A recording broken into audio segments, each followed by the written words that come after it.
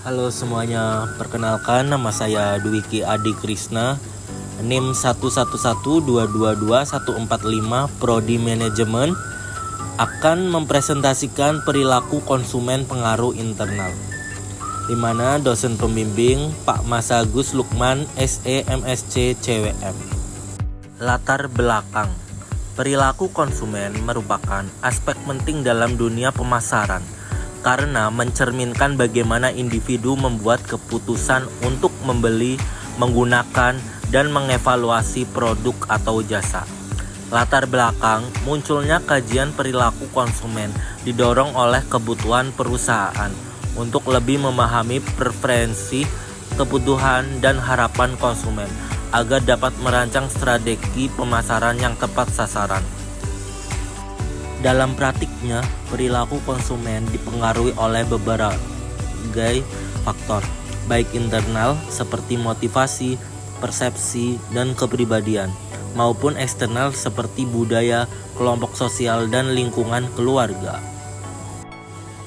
Pengaruh internal dalam perilaku konsumen ada 5, yaitu adalah faktor-faktor yang berasal dari dalam diri individu yang memengaruhi bagaimana seseorang mengenali kebutuhan, mencari informasi atau mengevaluasi pilihan, dan akhirnya membuat keputusan pemilihan. Faktor-faktor ini mencakup yang pertama motivasi, dorongan dalam diri individu untuk memenuhi kebutuhan atau keinginan tertentu. Misalnya, lapar mendorong seseorang membeli makanan. Teori hierarki kebutuhan Maslow sering digunakan untuk menjelaskan motivasi ini. Yang kedua, persepsi. Cara konsumen menafsirkan informasi atau stimulus dari lingkungan, seperti iklan atau kemasan produk. Dua orang bisa memiliki persepsi berbeda terhadap produk yang sama. Yang ketiga, pembelajaran. Pengalaman masa lalu membentuk preferensi konsumen.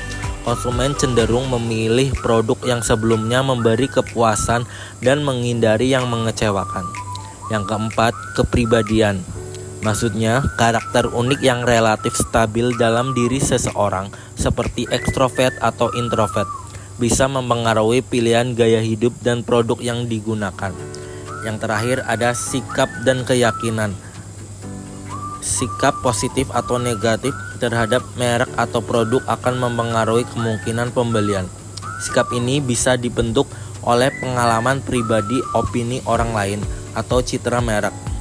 Faktor internal ini penting dipahami oleh pemasar karena mempengaruhi seluruh proses pengembalian keputusan konsumen, mulai dari kesadaran akan kebutuhan hingga loyalitas pasca pembelian.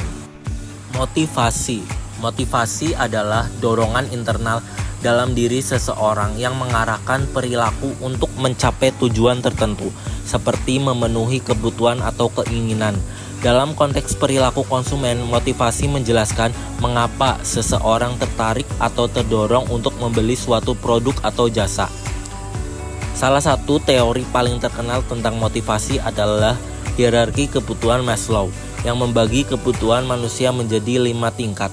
Yang pertama ada fisiologis, yaitu kebutuhan dasar seperti makanan, minuman, dan istirahat.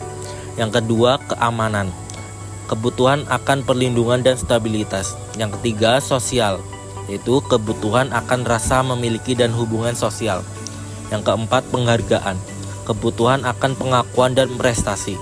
Yang terakhir ada aktualisasi diri, di mana kebutuhan untuk berkembang secara maksimal sesuai potensi diri.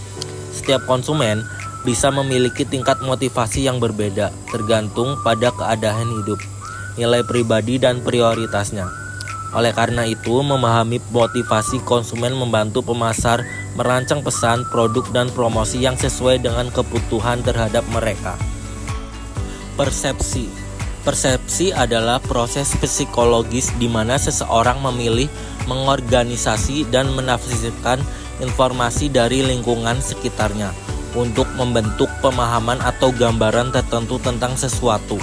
Dalam perilaku konsumen, persepsi sangat penting karena menentukan bagaimana konsumen melihat, menilai, dan bereaksi terhadap produk, merek, atau iklan terlepas dari realitas objektif produk itu sendiri.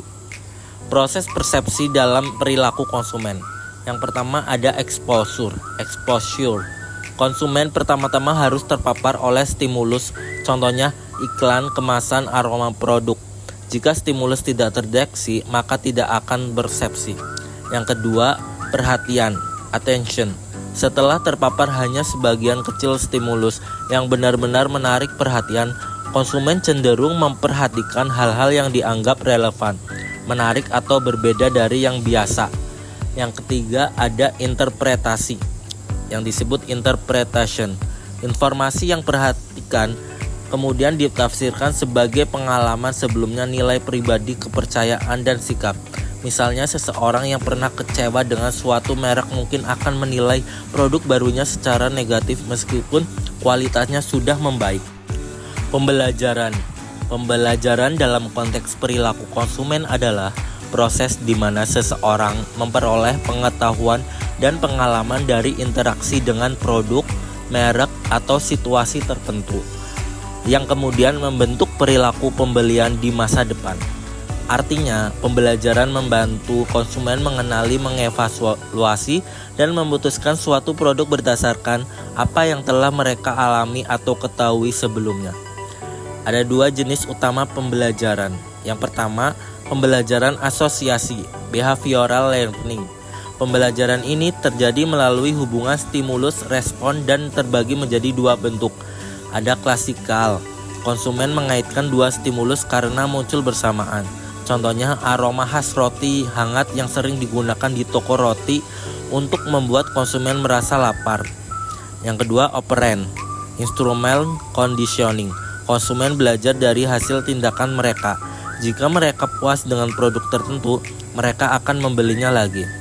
Yang kedua ada pembelajaran kognitif, cognitive learning. Terjadi ketika konsumen aktif mencari informasi, memprosesnya, dan menggunakannya untuk membuat keputusan yang logis. Ini melibatkan pemahaman, analisis, dan pemecahan masalah. Contohnya, seseorang membandingkan berbagai merek laptop secara online sebelum membeli. Kepribadian dan gaya hidup adalah dua faktor internal penting dalam perilaku konsumen yang memengaruhi secara seseorang memilih, membeli, dan menggunakan suatu produk atau layanan. Keduanya mencerminkan siapa konsumen sebenarnya dan bagaimana mereka ingin terlihat oleh orang lain. Komponen kepribadian ada 3. Yang pertama, ekstrovert dan introvert. Ekstrovert itu cenderung suka aktivitas sosial dan brand yang mencolok, sedangkan introvert lebih memilih produk yang fungsional dan sederhana. Yang kedua ada stabilitas emosional. Konsumen dengan stabilitas emosional tinggi cenderung lebih rasional dalam membeli, sedangkan yang rendah lebih impulsif. Yang ketiga ada keterbukaan terhadap pengalaman. Seseorang yang terbuka cenderung suka mencoba produk baru atau eksperimental. Gaya hidup, lifestyle. Gaya hidup adalah cara seseorang hidup yang tercermin dalam aktivitas, minat, dan opininya. Karakteristik gaya hidup, aktivitas, pekerjaan, hobi, belanja, olahraga. Minat, makanan, mode, teknologi, lingkungan.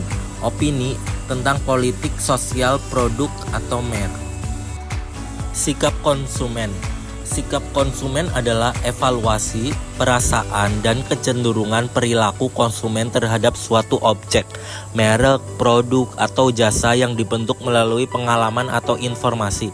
Sikap mencerminkan bagaimana seseorang merespon secara mental terhadap sesuatu yang ditawarkan pasar. Komponen sikap konsumen, model ABC.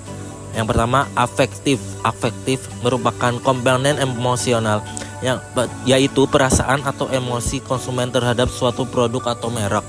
Contohnya, saya suka aroma sabun ini.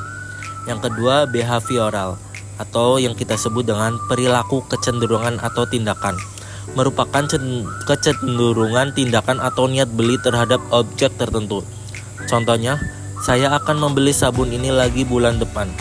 Yang ketiga, kognitif atau pengetahuan, berkaitan dengan keyakinan dan persepsi konsumen terhadap atribut produk. Contohnya, sabun ini mengandung bahan alami yang aman untuk kulit. Sikap terhadap produk. adalah penilaian atau perasaan konsumen terhadap suatu produk tertentu yang mencerminkan sejauh mana mereka menyukai atau tidak menyukai produk tersebut berdasarkan pengalaman, pengetahuan, dan emosi mereka. Ciri-ciri sikap terhadap produk: yang pertama, subjektif dan pribadi. Yang kedua, stabil namun bisa berubah. Yang ketiga, bersifat prediktif.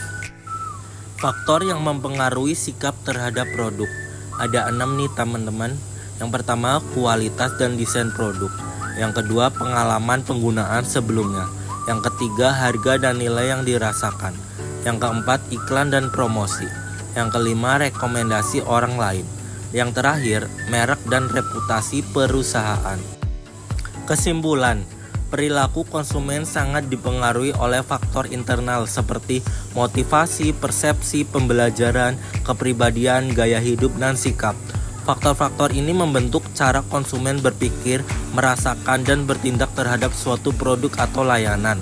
Dengan memahami pengaruh internal ini, perusahaan dapat menciptakan strategi pemasaran yang lebih efektif dan sesuai dengan kebutuhan serta preferensi konsumen.